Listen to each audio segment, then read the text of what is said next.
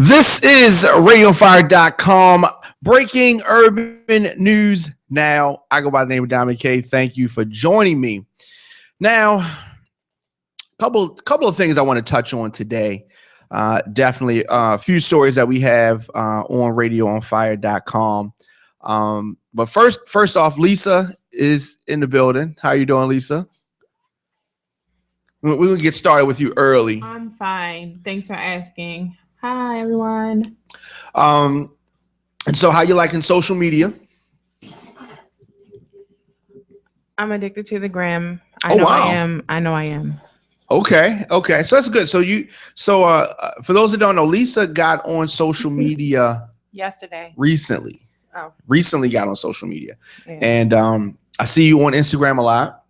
I mean, I'm trying. I guess I could do a little bit more.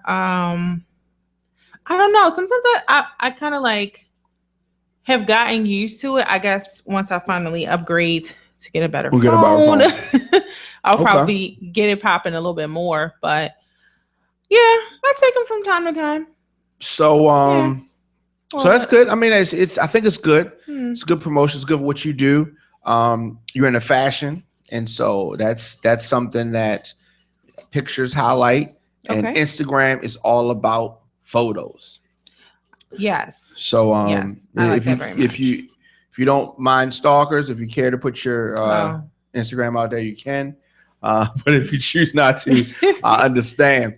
So I want to talk about this story that Forbes has released, and it talks about your job and whether or not your job is killing you. Right? Have you ever had a job where it's time for you to go to work, right? Mm-hmm. And you just start getting a headache? Yes. Like the stress level starts to build up. Yes. You're not at work yet. You're just anticipating going to work, and you don't feel good. Like you felt fine, and then it's like Sunday, and work is Monday, and you start to feel really bad. Mm-hmm. So you've been there. I have, unfortunately. So they were talking about 5 signs that your job is killing you, right? Okay. And so, jobs with like high stress and low support and resources can definitely create some of these symptoms. And they're saying that if you have 3 or more of these symptoms, that your life could be in danger because of this job. Oh my. Okay. All right. So there are 5 symptoms that they have. So overeating is one. Okay. Okay. Heart disease is one. Okay. Okay. And just, a weird lifestyle is one. Okay. Diabetes. Okay. And depression. Okay. So they're saying, this is this Forbes story. So Forbes is saying that if you have any 3 of these, that it's probably related to your job. So let me revisit the weird lifestyle. Right. So how is that related to your job? Like, so can you elaborate, or do you not know because this just came from Forbes? Yeah, it came from Forbes. So, so I don't know how that ties in, but yeah. Okay, I can agree with the other ones. I would agree. Yeah, so overeating and depression. So 2 it may not be your job, but they're saying 3. Well, okay, so I would say, have you experienced any of these before? Headaches, yes. Okay. Yes. Overeating? No. See, my thing is when I am upset, I do not eat. I'm the exact opposite. Well, some people, they raid the refrigerator when they have breakups and things like that, and they, they have a snack demon. Right. I do not. Snack demon. Yes, they have a snack demon. I do not. I will not eat. I don't know what it is. My body will shut down. Like I can't do this right now. So that helps me, but it's the other 500 days of the year that I have to compete with. But yeah, but headaches definitely. You just anticipate anxiety. For me, it's just like, especially when you're in a job when they said, you don't have that support. That I have worked jobs where I was doing 50-11 things that was on the job training. And it was just like, it's not enough staff to do this. Why am I just this one person here? And I feel like I'm pulled in 75 different, directions. And that is stressful in itself. Right. And not only that, like you're trying to do your best. For me, it was like people's lives were in my hands and then you got other things that go on in your life. So I can definitely agree with that. I mean, definitely life is too short. It is. So if you are under stress, I've definitely had jobs where I had that type of anxiety, just like, I don't want to deal with this. Right. That means that it's time to go. Yes. It's time to go. It's time to go.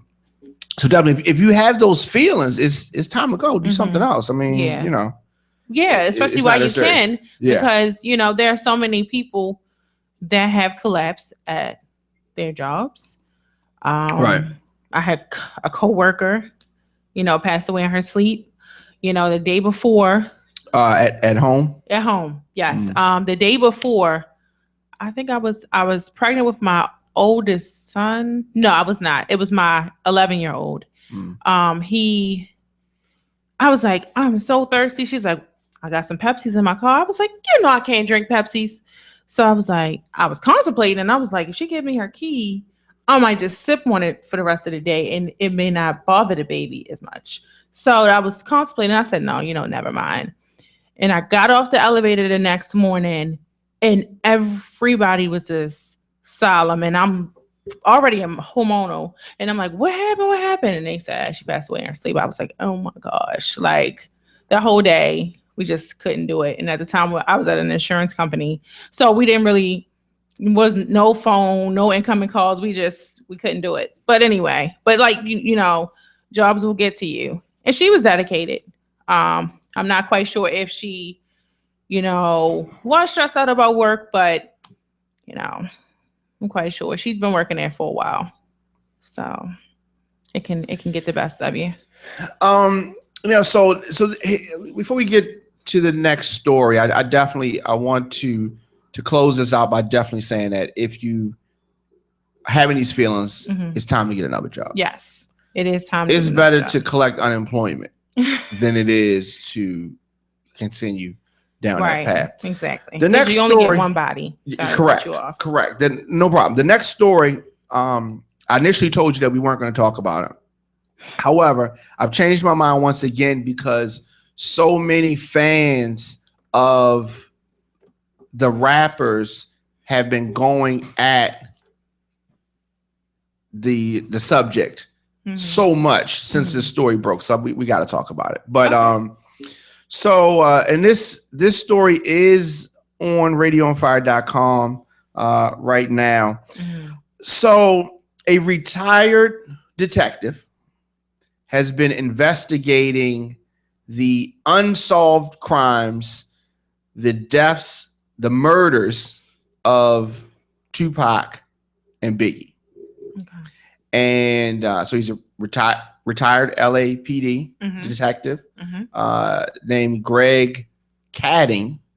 Now he claims that Diddy, P. Diddy, Puff Daddy, Sean Puffy Combs paid $1 million to have Tupac killed.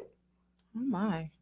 And he went even further and he says that Suge Knight allegedly put a 13K hit on the Notorious Biggie. Okay. Christopher Wallace. Right? Yep. Now, both rappers obviously deceased, died in their mid-20s. Now, over the years, there's been countless theories as to who killed Tupac, who killed Biggie.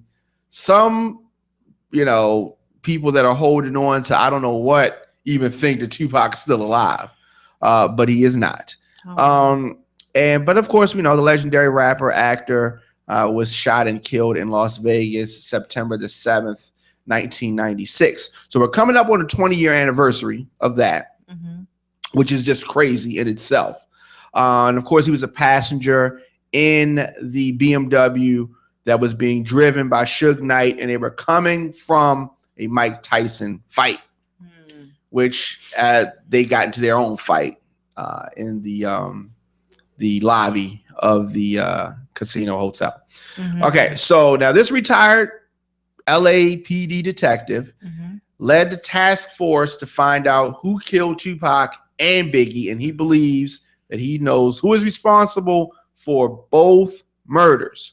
Now, he, in his documentary, which is called Murder Rap, Inside the Biggie and Tupac Murders, he points the finger at Puffy, Sean, Diddy, and Suge Knight. And he arrived at that conclusion after 3 years of working on this case. Now, he claims that, as I said, Diddy paid Crips gang member Dwayne Keith Davis to kill Tupac and Suge Knight. Okay. Now, of course, we know Tupac was shot multiple times. Now, what the documentary is claiming is that Tupac was shot by Davis's cousin, who is Orlando Anderson. He is often been named as one of or the shooter.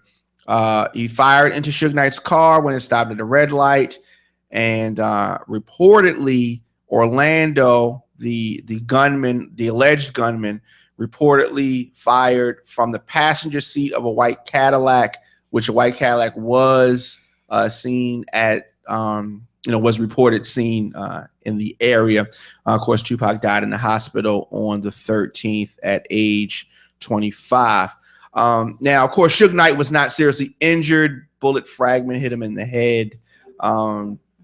Now, what the officer is claiming, the retired detective rather, is that Suge Knight allegedly retaliated by paying Bloods gang members Wardell Poochie Foss $13,000 to kill Biggie. Of course, the rapper Biggie was shot 4 times and killed. He was 24, March the 9th, 1997, after he was leaving a vibe party in L.A. Dark-colored Impala SS pulled up alongside the SUV that he was traveling in and fired the fatal shots. Someone inside of the Chevy Impala. Now, he alleges that Faust later confessed to his involvement in Tupac's murder. He says that if it was his intention to just get away with it, so to speak, now he said this to the Huffington Post, it would have been very easy for him not to include all the details that he did. Both Anderson and Faust are now dead. Anderson was killed outside of Compton, outside of a record shop in 1998. And Faust was murdered in Compton in 2003. He was shot multiple times while riding a motorcycle. But the documentary is available now. It's on iTunes. It's called Murder Rap. It hits Netflix in the springtime. But like I said, you can check it out on iTunes now. Very interesting things. A lot of Tupac fans going nuts on Diddy's Instagram after these allegations. Tupac fans, they kind of go hard. They sort of like the Beehive almost, but a little bit more threatening than the Beehive. Women can be vicious. Oh, well, shout out to all her fans, women and alike. So I'm not sure about that. But yeah, like I said, so not surprisingly, social media has been in an uproar. There's a picture that Diddy posted earlier that says, "Don't bother me, I'm working." Right? I like that. And they have been attacking him on that. One of the posts read, "Somebody gotta kill Diddy now." What? Are you serious? Yes, definitely. That is so. I really wish people wouldn't just jump to conclusions and tell everything. Another post says, "Every dog has his day, and yours is coming. bitch ass Mark. That's a West Coast guy. Oh yeah, That said that. So they're definitely fans are beside themselves, but how many it's what I don't know. yeah. I mean, hopefully they're just venting. Of course, all this stuff is reported and alleged. There's no actual proof. All of the people that we're talking about are all dead. So how can we really do this? I don't know. I'm gonna check out the documentary and do a review on it. I want to know how he came to all these conclusions. Yeah. And maybe he's looking at footage of interview footage and things like that. And obviously, him being a retired detective, he has access to a lot of different things. The closed case files. Yeah, definitely. So this is definitely going to create an uncomfortable situation. Needless to say, for Diddy, So I don't know. I really want to reserve judgment till after I actually look at this, this release and get an idea as to, what it is exactly. What are your thoughts on that? Yeah, I would definitely. I actually would like to see that as well. Yeah. And then we can revisit it once we review it. Yeah. Yeah. So you'll take a look at it as well. Yeah, definitely. Okay. Yeah. Also, in another bit of social media hype. Okay. Young Thug and Future trade subliminal shots on social media, on Twitter to be specific. Competition between Young Thug and Future spilled onto Twitter yesterday as the two exchanged subliminal disses, right? So Future has been dropping multiple projects. Yeah, he has. Over the last year, and he's dropping a new album tomorrow called Evolve. Okay. Right. I mean, okay. So I like Evolve. I don't. Yeah, it's a slick name, and it seems at the pace that Future's going and putting out music, is got Young Thug feeling some type of way about his fellow Atlanta artist. So Young Thug says, "Boy, slow down, dropping all that BS music." And wow. Yeah, I would take that as hate. Yeah. And Future said that my tweets are worth millions now in real life. And he also said, "Yo, bitch, wish you was me in real life." And Young Thug also said, "The assumptions make an asshole out of you." So it's subliminal. They didn't call each other's names, but the times are right, pretty much back to back. So that's interesting. Mm-hmm. That's interesting. So everybody has this idea that everybody in Atlanta gets along, and the reason why the South is winning is because everybody gets along and they help each other out, and clearly you still have competition between artists, and and that whole thing.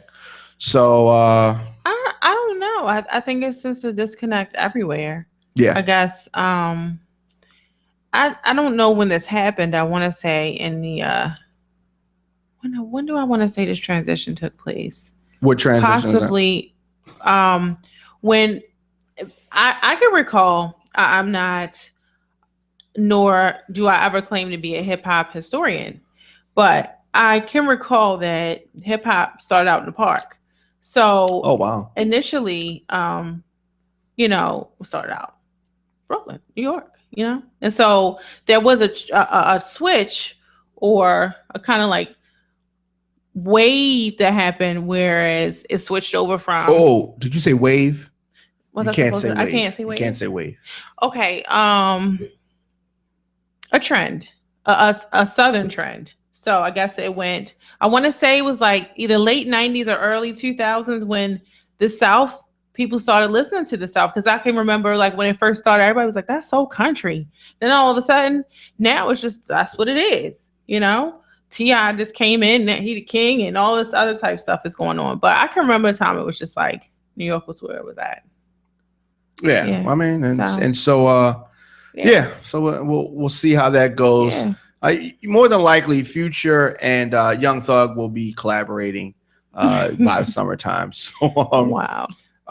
In some other news, the judge blocks Suge Knight's phone and visitation privileges.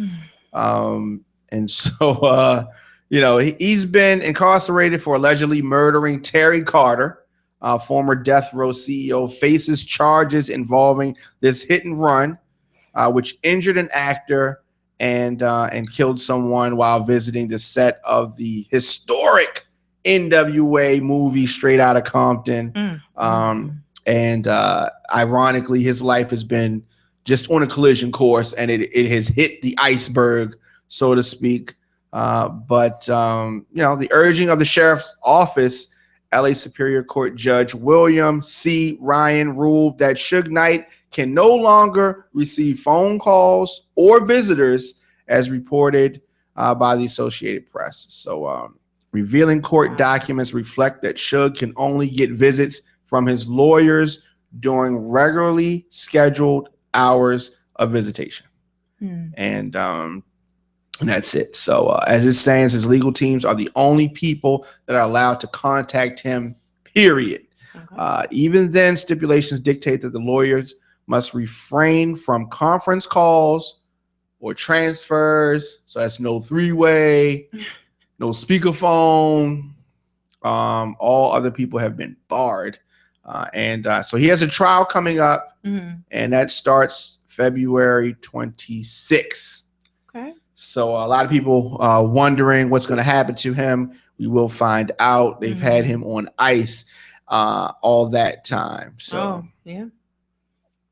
So I don't know. A lot of people are wondering if Amber Rose and Wiz Khalifa are back together again. And why is that? Because they're hanging out. Oh. Well, first of all, they share kids, so she came to his defense. Of course. And I think they still love each other. Yeah, clearly. You have to co-parent. You don't have to be besties, but you have to have a functioning relationship for the better of the child. So yeah. But since a lot of times when you have a beef, and two people are brought together on the same side of the beef that had a problem, it can bring them closer together. That is true. And so they're now seen, out together, peaceful, perhaps a bit passionate. Yeah. And so they visited New York recently for Wiz Khalifa's album release party. They were together. Okay. And he took time to acknowledge his former love by giving her a shout out. I don't know. It's a very interesting co-parent. You think he can still get it? You think he can? Wow. I have a theory about people that have children. I feel like it just depends. If you are done and you're just co-parenting, then no, maybe that other person moved on, got married. But if both of you are single, I'm going to go with yes, he can still get it. Definitely. All right. So, okay. Well, that's fine. Yeah, I'm going to go with that. And yeah, they still love each other. I can remember listening to him talk about her on the Ricky Smiley show, and it was like he had so much like enthusiasm and just you can't that doesn't just go away. It doesn't. Especially if Amber Rose is pretty. Well, she's pretty regardless of her looks, because she's hot. Yeah. Shout out to her. Definitely. Real recognizes real. I follow her. Yeah, she's a beautiful girl. But the love is still there. You know, absolutely. And speaking of love, let's talk about love and hip hop. Oh, Milan Christopher, do you know who that is? Jeez Louise, I do. He says that he is no longer gay. Well, okay. He's been delivered. I don't know. Anything is possible in 2016. Oh, well, so with that being said, love and hip hop. Milan Christopher says that he is no longer gay. In fact, he's bisexual. That's what he says. Oh, so then he's attracted to men and women. He took time to bash an ex-boyfriend, Miles Brock. Oh no! I thought they were like a really cute couple. They got tats and everything together last season. Okay, so he says he's dating women now. All right. Okay. Okay. And so he went on social media and talked all crazy. Who is he dating? Who is he dating now? I don't know. It occurred to me, you're a woman. Would you date a man who used to be gay? And can you turn straight? There has to be divine intervention. That's just me. That's my faith belief. In order to do that, because it's a mindset that brought you to that situation in the beginning. My belief. So I would not. I wouldn't. Okay, that's understandable. I wouldn't. No. All right, so we're just gonna get off that. Would I what? Oh, well, why is it a double standard? But anyway, I was gonna say, would you deal with a young lady that was bi? So I just answer my own question in my own brain. So it's a double standard for that. Obviously, it's true. I think that I've dated several women who, whatever was available, they just roll with that. Fat Joe and Remy Ma album is done. Really? Okay, so Fat Joe announced that he'll be dropping a new album. And so between investing time with digging in the Crate Squad, do you know who that is? I do not. Okay, so anyway, Joey Crack has teamed up with Remy Ma for an entire LP. Me and Remy just wrapped up a new album, he says. I'm excited about that.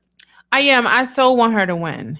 I don't know why. I'm rooting for her. I'm rooting for her and Papoose. Like, I just want her to win.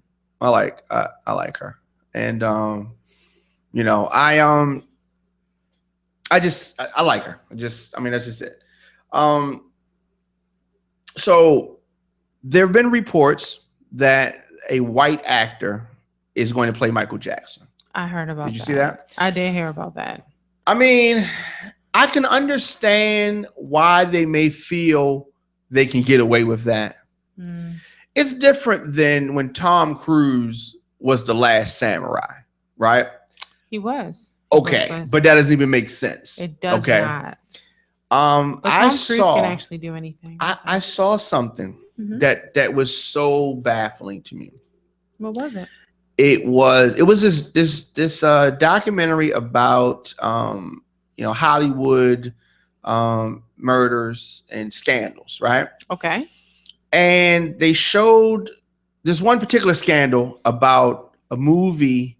The kids of John Wayne and his whoever his wife is, their kids are trying to sue a Hollywood studio because they feel as though the studio was responsible for their father's death.